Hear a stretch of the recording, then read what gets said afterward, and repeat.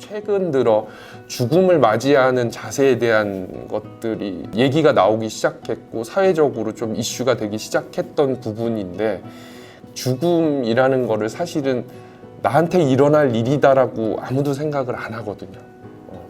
뭐 어떤 병을 진단을 받아서 얼마가 남았습니다 이런 얘기를 듣기 전까지는 나한테 죽음이 다가올 거고, 그 죽음이 다가오기 전까지는 무엇을 해야 된다 라고 생각하는 사람이 사실 제가 보기엔 그렇게 많지 않을 것 같습니다. 근데 이제 점점 더 죽음을 대하는 자세나 과정이 중요한 과정으로 떠오르지 않을까 싶긴 합니다. 그래서 어떤 뭐 치료적인 입장이 아닌 다른 사회적인 주변인들에 대한 그 죽음을 맞이하기까지 주변인들이 해야 되는 거, 본인이 해야 되는 것들이 좀 잘 정리가 돼서 누구나 다 죽음을 맞이할 때쯤 됐을 때는 본인이 생각을 좀 하고 생각된 부분이 좀 이루어지면서 좋은 죽음을 맞이하는 게 사회적인 하나의 흐름으로 갔으면 좋겠다라는 생각을 좀 갖기는 했습니다.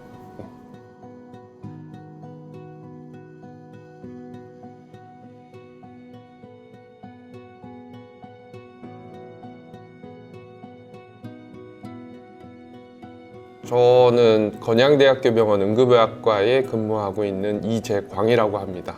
제가 2001년도부터 전공 일을 했으니까 한 15년가량은 응급실에서만 근무하지 않았나.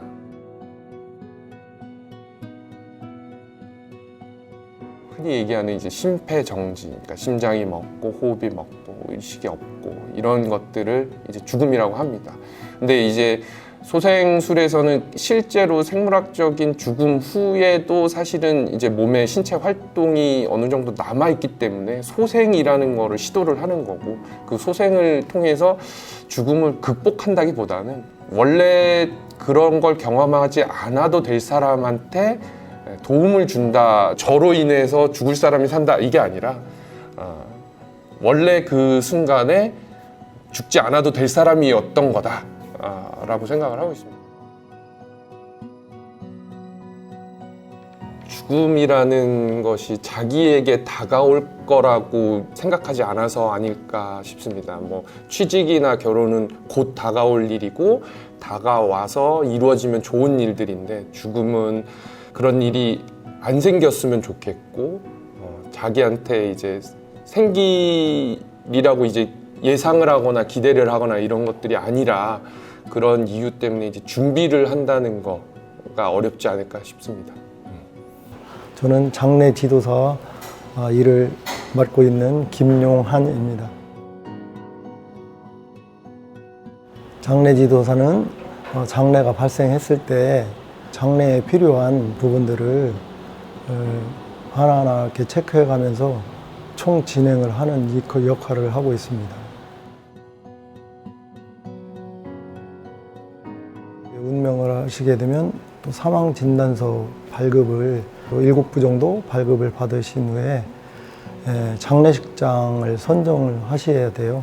운구 조치를 하고 깨끗하게 고인을 한번 닦아서 깨끗한 옷을 입혀드리는 수시 과정이 있습니다. 그 과정이 끝나면 안치를 하고요. 가족분들과 장례식장 측하고 상담을 해요. 뭐 빈소 결정이라든지 음식 부분 결정이라든지 상담을 끝난 후에 이제 장례 지도사 제가 유가족분들과 장례에 3일간 진행하는 방향을 설정을 합니다. 제단 꽃 장식을 해드리고 또 상복을 입혀드린 후에 그 초제라는 제사가 있습니다. 제사를 지내고 전문 도우미 여사님들을 투입을 시켜서 주문 오는 손님들을 맞을 수 있도록 준비를 해야 됩니다. 둘째 날 이제 입관 절차가 있어요. 고인을 깨끗하게 닦아드리고 수의를 입혀드려서 관에 모시는 그런 과정을 말하고요.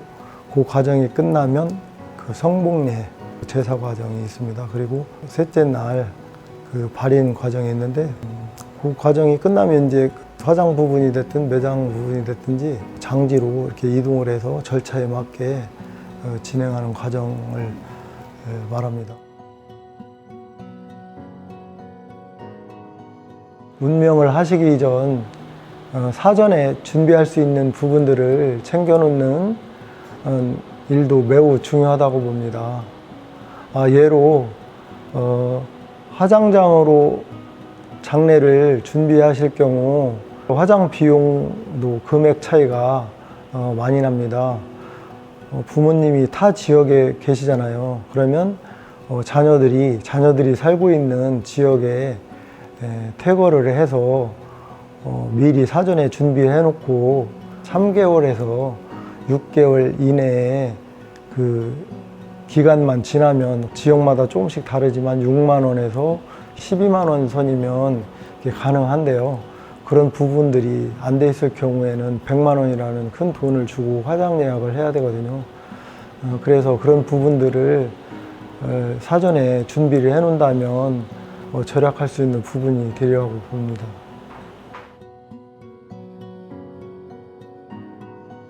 힘든 사람한테 섣부르게 이제 주변인들이 조언을 한다던가 뭐 극복해내라 뭐 해라 이런 것보다는 그냥 담담히 바라보고 뭔가 도움이 필요할 때 도움을 주는 정도지 뭐 뭔가 이제 용기를 북돋워 준다든가 뭐 감정이입을 해서 뭐 동조를 해주는 게 그렇게 쉽지는 않을 것 같거든요.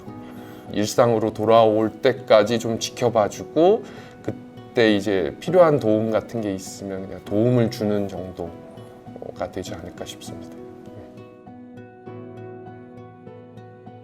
기억을 하고 싶진 않지만 또 기억을 해야 되는 부분이 좀 있긴 해요. 그래서 저희가 모탈리티 컨퍼런스라는 걸 하면서 이제 사망한 환자들을 이제 되돌아보면서 의료적으로 진료적인 부분에서는 실수는 없었는지 이렇게 그런 부분은 되새겨야 되는데 주변의 상황, 그러니까 뭐 어떤 이유 때문에 뭐 그런 상황들은 되도록이면은 기억하지 않으려고 노력을 합니다.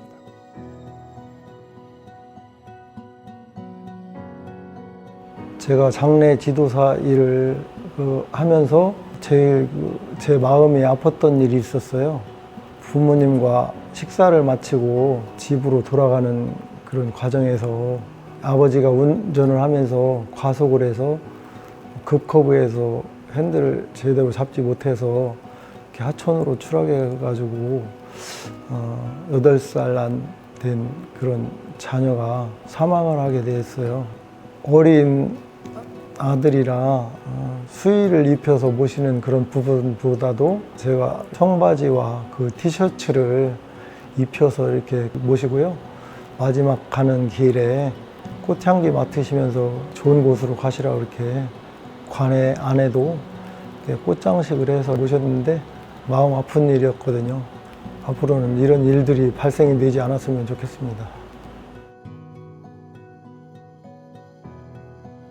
말로는 조금 미숙하고 부족하였지만 저를 통해서 많은 사람들이 죽음에 대한 기본 상식을 가지고 이렇게 있는다면 당황하지 않고 장례가 발생됐을 때 장례를 잘 모실 수 있는다고 봅니다. 앞으로도 저도 장례가 발생했을 때 어떤 가족이나 어떤 형태의 장례가 발생한다 하더라도 그 마지막 가시는 분을 위해 정성을 다해서 모시는 그런 준비하는 자세로 임하고 또한 그 일에 자부심을 가지고 열심히 일하겠습니다.